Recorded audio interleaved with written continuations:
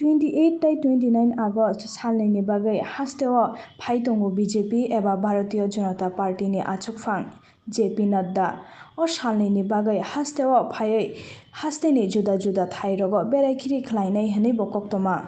paithago Khumwlungni dak bangla thongkholao kaisa kotor lukothum panda khlaijaknai o lukothum panda no Kitingui cha salo Khumwlungni dak bangla thongkholao lukothum panda no tei bwsuk jora tei samung khlaijagui tong obono cheri naina bagai thangi sogoikha hasteni mantri okra Dr. Manik Saha tei mantri okra yakchu Jishnu Dev Burma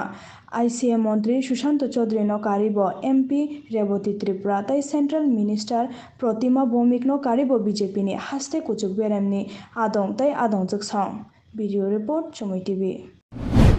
প্রথমবারের মতো রাষ্ট্রীয় অধ্যক্ষ আমাদের ভারতীয় জনতা party JP Naddaji এখানে আসছেন তো আমাদের জন্য এটা অত্যন্ত গৌরবের বিষয় এবং ভারতীয় জনতা পার্টির পক্ষ থেকে আমরা ওনাকে স্বাগত জানাচ্ছি মাতা ত্রিপুরা সুন্দরীর পূর্ণভূমিতে উনি আসছেন কয়েকবারই এই নিয়ে দুবার ওনার প্রোগ্রাম হয়েছে কিন্তু বিভিন্ন কারণে উনি আসতে পারেননি এবার সেটা হচ্ছে তো আমি সমস্ত ত্রিপুরাবাসী বিশেষ করে জনজাতি ভাই বোনদের প্রতি আমার আহ্বান থাকবে যে আমাদের যে জনসভা এখানে আগামী পরশুদিন যেটা হতে যাচ্ছে 29 তারিখ সবাই যেন দলে দলে এখানে এসে যোগদান করেন এবং ওনাকে শোনা এবং উনি কি বলছেন জনজাতি ভাই বোনদের জন্য প্রধানমন্ত্রী নরেন্দ্র মোদীজি কি করেন এবং উনি কি বার্তা দিচ্ছেন এই বিষয়গুলো জানার জন্য আমি সবার কাছে আবেদন করব যেন সবাই এসে ওনার বক্তব্য শুনেন কত হাজারের জন্য জনসমাগমের আমরা তো প্রায় 27 থেকে 28 হাজারের আমাদের টার্গেট আছে কিন্তু যা খবর আসছে যে চারিদিক থেকে এর থেকে বেশিও লোক আসবে এবং এই যে ময়দান আমরা দেখছি তার থেকে উপচে পড়া ভিড় আমার মনে হয় হবে স্যার একটা প্রশ্ন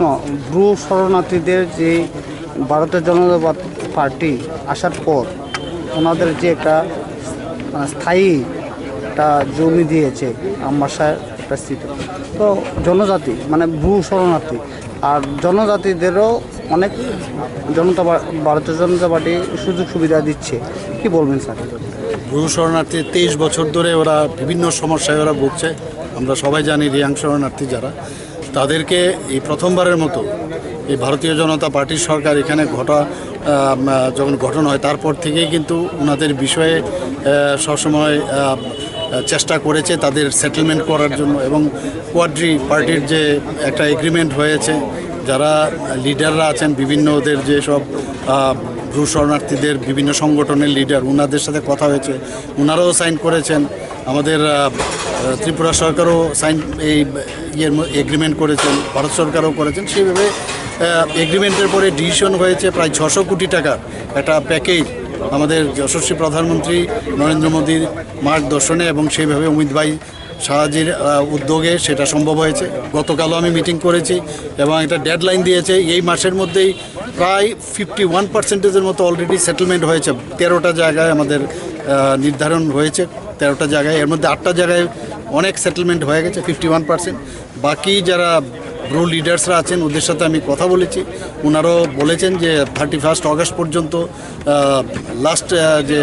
সেন্ট্রাল গভর্নমেন্ট থেকে বলেছে যারা যারা লিস্ট যেন দেয় তো সেভাবে ওরা লিস্ট দেবে কালকে বলেছে এবং আশা করি স্মুথলি সব জায়গায় সেটেলমেন্ট হয়ে যাবে স্যার 29 তারিখ যে জনসমাবেশ হবে তাতে সিকিউরিটি আর ভলান্টিয়ার্স কি প্রয়োজনীয়তা যেভাবে কি নিয়েছেন পার্টির তরফ থেকে তো আমাদের ভলান্টিয়ার্সরা থাকবেই সমস্ত জনজাতি যারা আমাদের মোর্চার যারা আছে মহিলা মোর্চার আছে ওরা থাকবে পাশাপাশি যাতে আমাদের প্রশাসন থেকে সমস্ত নিরাপত্তা যেন ঠিকঠাক থাকে সেভাবে ওনারা দেখছেন সেভাবে আমি কথা বলছি কি 29 তারিখ এখানে সমাবেশ করে জনজাতিদের জন্য একটা কোনোরকম মানে বার্তা দেবে বা কি সেটা উনি আসলে তখনই বোঝা যাবে কি বার্তা দেবে না দেবে এখন আগাম কি করে বলি আমি লেট হিম কাম